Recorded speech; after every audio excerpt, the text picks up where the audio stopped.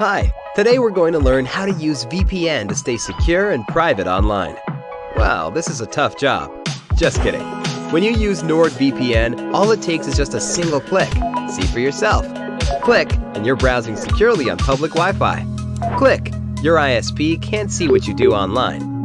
Click, and you're in a different country. Well, virtually. Any device you have there, NordVPN has you covered. Everything else is just details. But if you care to know more, NordVPN has more than 5,000 servers all over the world.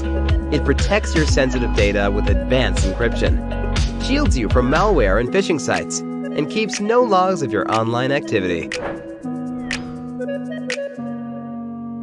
Click link in the description and get 68% discount for your first order.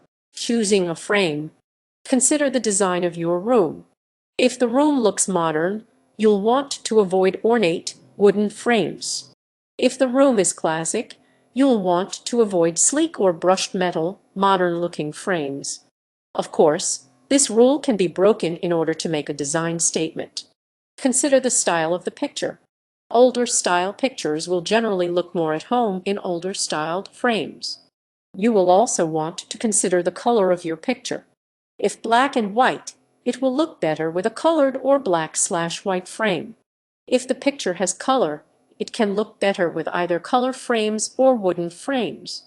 Choose the frame style. You'll have to decide if you want a thin frame, thick frame, shadow box frame, or other styled frame. Some pictures, such as printed canvases, might look better with no frame at all. Choose the size relative to the room. Do you want the picture to feature prominently in the room and take up a large amount of space, or do you want to have it be smaller and simply be a beautiful detail to the room? You'll have to decide what works better for your design. Choose your color. Generally, black, white, and brown are considered good neutral colors that will generally match with most pictures. You can also go with colors, however. This is an especially good idea if you really want to make a picture pop and draw attention to it in the room. Generally, you would choose a color by finding a highlight or significant color in the picture and then making the frame that color. For example, if your degree has a red seal, you might make that pop by having it framed in a matching red as well. Consider using a mat. If you decide to have a gap between the frame and the picture, you'll need a mat. This is a piece of paper, cardboard, or cardstock which creates a secondary frame for the picture. You'll need to decide what color you want your mat to be. Usually, a white or cream color is used, but you can also use more brightly colored mats which complement your picture. Matting the picture. Cut the inside edge. Cut the inside edge where you want the picture to go. The usual advice is to have the gap on the bottom marginally larger than the one on top. This should be almost imperceptible. Dry fit it to figure out where you want it, and then measure and cut a hole in the center of the mat that fits the measurement of your image. A good tip is to measure the exact shape, in this case the Axon rectangle, and then make the actual cuts just inside of the line you drew. This way you won't accidentally end up with gaps where you made the hole too big. Attach the picture. Fit the picture into the hole for the mat. Take 2 pieces of tape and use them to bridge the gap along the top line. These should be evenly spaced towards the center. Next, take 2 more pieces of tape and place these over the top. The long edge of these pieces should follow the line of where the picture and mat meet. This is a safe way to tape photos to mats, since the tap can simply be cut where the picture and mat meet, leaving only minimal tape on the picture itself. Making the frame. Wunkstwohl lumber in a wood type of your choice. 5 mm diameter dowel rods.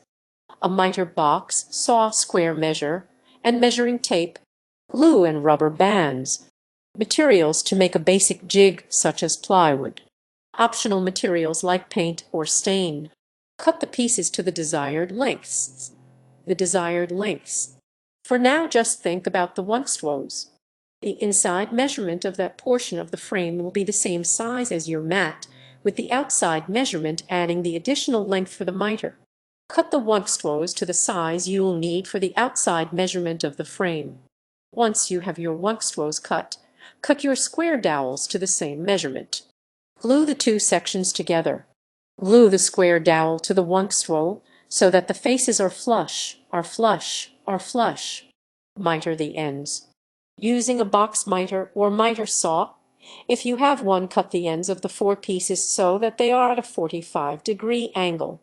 The short end of each miter should be on the side with the square dowel. Sand any rough edges. Drill and insert dowels. Using a drill, make pilot holes and then drill a 5 mm hole for your dowels at each of the four corners. This should pass diagonally through the corner, passing at the halfway point along the mitered edge. Then, cover your dowel in glue and fit it through the hole. There should be some extra sticking out on either side. Stretch rubber band around the dowel ends on opposite sides of the frame to hold it together, and then remove it from the jig. Allow the glue to dry. Sand and add finishing touches. Score and snap off the extra dowel ends and then sand it down until it's smooth. You can now paint or stain your picture frame. Cut glass or plastic. You can get glass custom cut to the measurement of the larger square so that it nestles in the recess created by the square dowels. You can also buy clear acrylic and cut it to size score on one side and then snap. Place the plastic into the recess followed by your mat and picture. A backing can be added, or you can use nails or clips to hold the picture and glass in place.